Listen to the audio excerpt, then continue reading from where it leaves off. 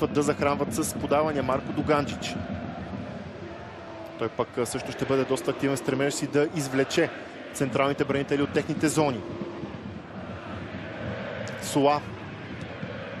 Тук е разбирателство за гостите и гол за Левски. Марко Дуганчич в 71-та минута.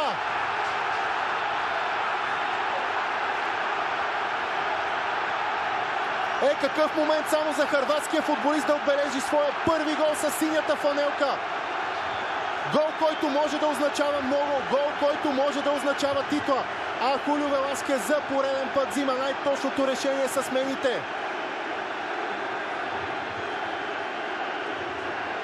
Гол, който целият отбор отиде да отпразнува пред сектор Б на стадион Георги Аспарухов.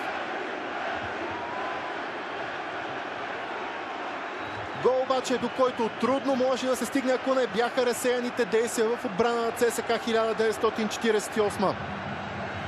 Но както много хора казват, това е работата на централен нападател, да бъде там, да очаква подобни неточности. И когато дойде неговия миг, той да се възползва. А каквото и да кажем за завършващия удар, ще бъде малко. Не помръдна Димитър Шейтанов с левия крак, точно в сглобката.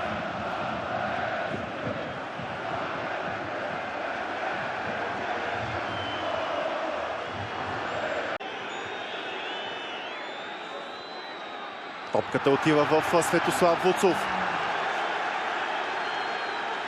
И тук вече времето изтече.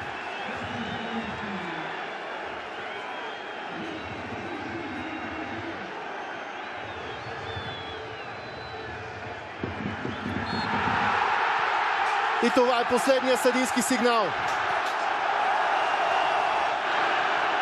Чувате и вие, уважаеми зрители, така звучи края на едно 17-годишно чакане. Чакане да бъде изречено отново следното изречение. Левски отново е шампион на България. Това вече не е надежда, това вече не е мечта. Това е реалност. Виждате какво се случва. Огън на стадион Георги Аспарухов. Днес много деца за първи път виждат онова, за което само са слушали от своите родители. Левски с титлата на България. Вече и те ще имат историята, която един ден да разказват. А незабравимата нощ на стадион Георги Аспарухов за Хулио Веласкес, за всички футболисти тепърва започва. Но всички можем да се обединим около едно. Левски напълно заслужи шампионската титла през тази кампания със своето постоянство. С минимумът грешни стъпки, които футболистите на ето този човек допуснаха през кампанията. Хулио Веласкес, разбира се, че в този момент също даде път на своите емоции. Димна завеса на стадион Георги Аспарухов. Трудно е за мен, трудно е за абсолютно всички да видим дори какво се случва. Трудно е да видим празненствата, но само можем да си представим какво е в сърцата и душите на всички тези хора по трибуните, където има и страшно много деца.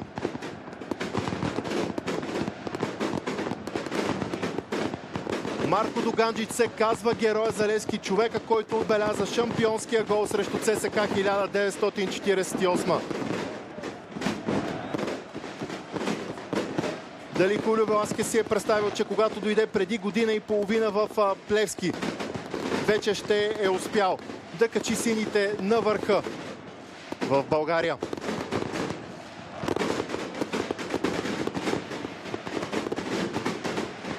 Празненствата, зарята тепърва започва в синия лагер. Определено ще има безсънна нощ за всички тези хора по трибуните.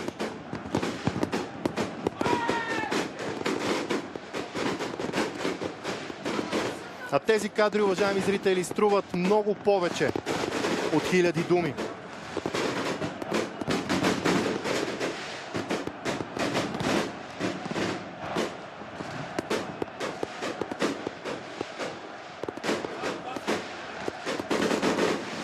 Тепърва ще има факли на победата, тепърва и Левски ще бъде официално награден с шампионски медали и, разбира се, с титлата. Това най-вероятно ще стане при следващата домакинска среща. Видяхте и какво пише: шампиони за 27-ми път. Едно чакане, което продължи 17 години. През 2009 година за последно Левски успя да стъпи на върха, но ето, че го направи отново.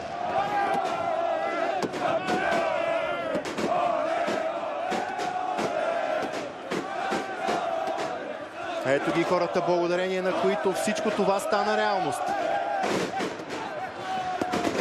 Част от героите в синьо. А само можем да си представим какво ще бъде, когато на играчите на Левски бъде връчена и шампионската титла. Виж сам емоцията в очите на Кристиян Димитров, големият лидер на Левски през сезона, няма никакво съмнение. Човек е, който измъкна Левски в много трудни ситуации, който бе един предводител на своите съотборници. Малко по малко ще започне да се вдига димната завеса над стадион Георги Аспарухов, за да можем и ние в пълнота да се насладим на празненствата по терена и извън него.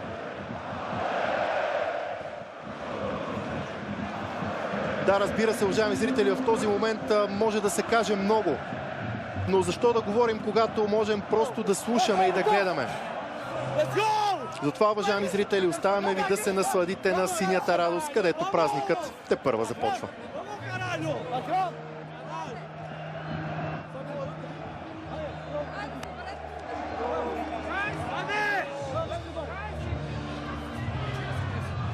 Marco! Ostavi mački solo! Marco! Egal, nice!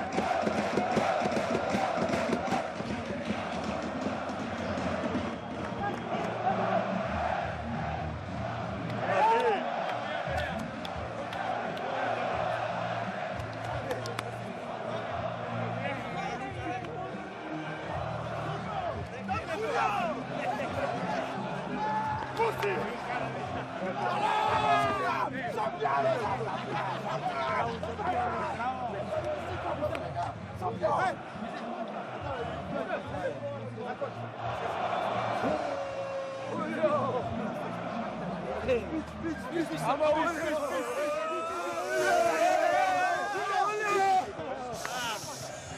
guys.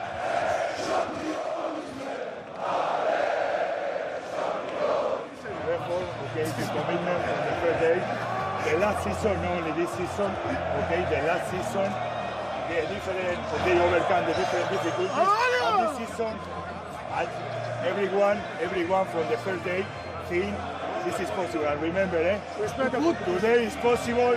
Change the fucking number in the.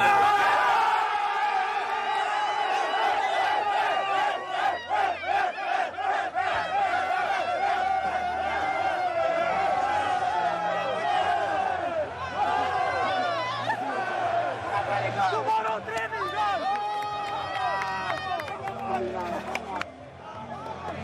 Bravo!